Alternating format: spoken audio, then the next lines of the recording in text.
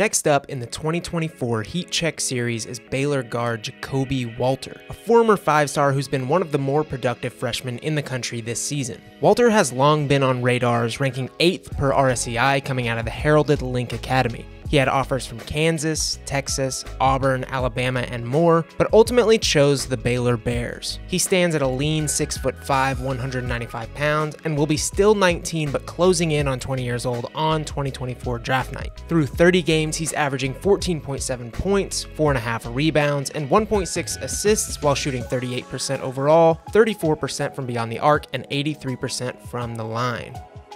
Here's how Heat Check works. I'm going to identify one draft prospect and grade them on what I believe to be the most generally important skills and aspects of their game: athleticism, scoring, defense, passing and playmaking, and overall feel for the game. After those 5, I'll grade one additional skill relative to that prospect that I think is going to have the biggest effect on their stock. That will be deemed the swing skill. Each skill will be graded on the Heat Check chart, with ranges from freezing all the way to scorching. When that's all said and done, I'll divvy out one final overall score. Starting with Walter's athleticism, after some self-deliberation, I ultimately landed with a warm grade due to his ability to flash a sneakily toolsy game. He has some above-the-rim athleticism, but simply doesn't or can't use it with consistency, just 5 dunks to show for it in 30 games played. With the shooting prowess, high-flying verticality won't necessarily be a must for him, but would certainly be helpful for his slashing game. Regardless, there's great flashes, and he's by no means a bad athlete. He's coordinated and sometimes slippery, and there's probably a few tangible ways to put his tools to better use in the future. In the end, it was this combination of things that seemed to assure me he wouldn't stick out for the wrong reasons in the NBA.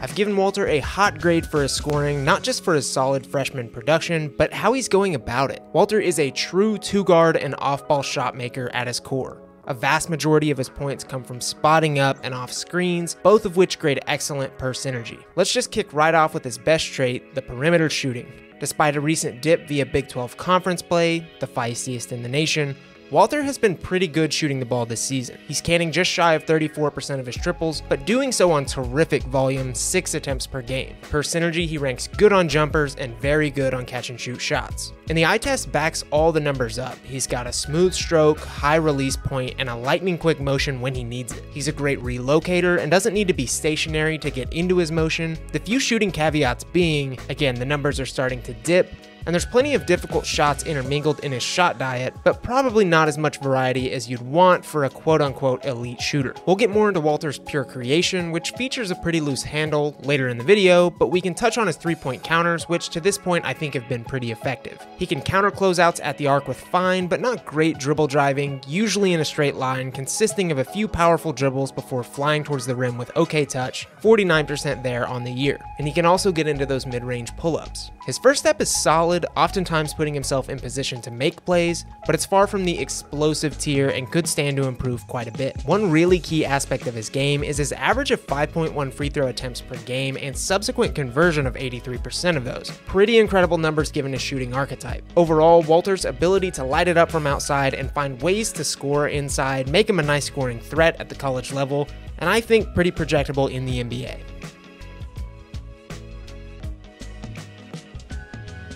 I'm feeling cool on Walter's overall defense, which is a pretty polarizing category on a clip-to-clip basis. Starting with the easy stuff, Walter's averaging 1.1 steals per game, an okay mark given Baylor's tough schedule and the caliber of player he's typically drawing nightly. Another thing to note before we get into the meat of it is that the care factor is high, and Walter really just exudes competitiveness as a whole, which can be a game changer developmentally down the line. The on-ball defense is rough. Revisiting the non-explosive nature of Walter's movement, he's prone to getting beat by smaller, faster guards, which can and will oft be switched onto him. Most simply, Walter's general movement is just not quick enough to contain downhill attackers. His combination of slower foot speed for a guard and inability to flip his hips offers really little resistance to adept ball handlers, despite his 6'10" wingspan. I think to become a starting shooting guard in the NBA, this might be where he needs to improve the most. Getting beat by those lightning quick NBA guards on a consistent basis is going to get you a fast pass to the bench, no matter how much you can fill it up. And that lone skill could be the difference between between him being a long-time tertiary force next to a star or just another good bench shooter. The good news is he's good and active off ball, which could lead to him being about a wash in the NBA. He gets lulled to sleep at times, but for the most part is attentive, reacts to the defense with tact, and is innately opportunistic when going for steals. Ultimately, I've given him the cool grade here, more on my own projection than anything, but not every guard is some point of attack monster, and I think he's got a decent list of tools necessary to become an okay NBA defender without being some massive detriment to team defense.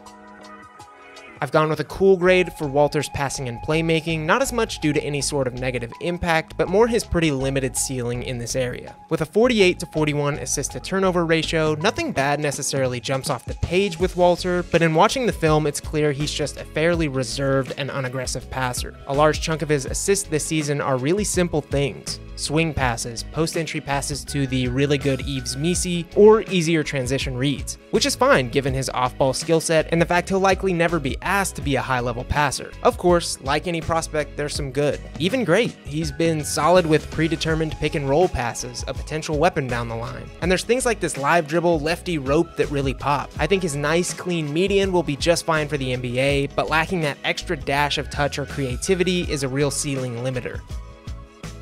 I've actually gone with a hot grade on Walter's feel for the game, which really is in stark contrast to my overall feel ratings, which almost always go hand in hand with high IQ passing and live dribble decision making. But something about Walter's ability to thrive off ball just really pops to me. In a world that popularizes high usage ball handlers, the ability to make a real true impact without the rock in your hands feels really valuable to me, and I think Walter checks those boxes. He's got an excellent nose for shot making, is borderline gravitational in finding space, and he's already got natural feel in the near unteachable art of foul drawing, which is not typical at all of most pure shooting guards, and is likely going to be a real asset in the eyes of scouts. It's not totally explainable, there's just not too many Big 12 freshmen averaging 14-ish points that lack feel for the game, in my opinion. Walter might not have traditional basketball feel, but I think there's plenty hiding underneath.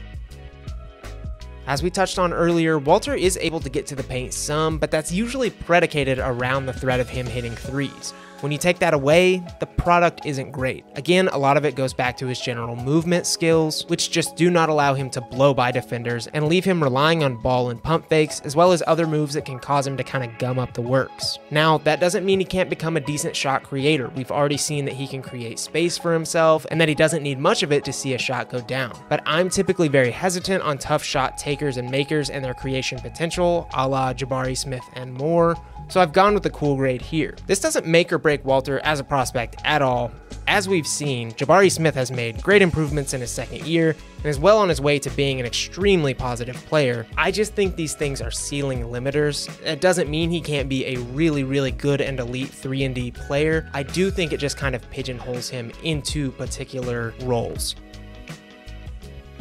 The grade. I've given Jacoby Walter a grade of 7.6, which is likely going to land him near the end of my lottery, if not a little bit outside of it. As I've alluded to all video, I think Walter's off-ball skill set is going to be a real commodity in this year's class full of potential role players. His scoring prowess could be a real asset next to already established NBA stars, and while he's not yet a plus in other major areas, tools and competitiveness give him an easy pathway towards some success on the NBA court. Walter is a prospect I've wavered on some this season. I came in being really high on him. I think overall in a vacuum, I personally have a hard time getting Walter up in that upper echelon of the draft right now where people are mocking him. I'm likely more thinking in the 10 to 16 range, but under the current circumstances, I'd feel comfortable spending a good pick on him for those in need of what he offers. That's it for this one. Let me know what you think of Jacoby Walter, what you grade him, where you draft him, drop who you want to see in the next heat check. We'll see you later.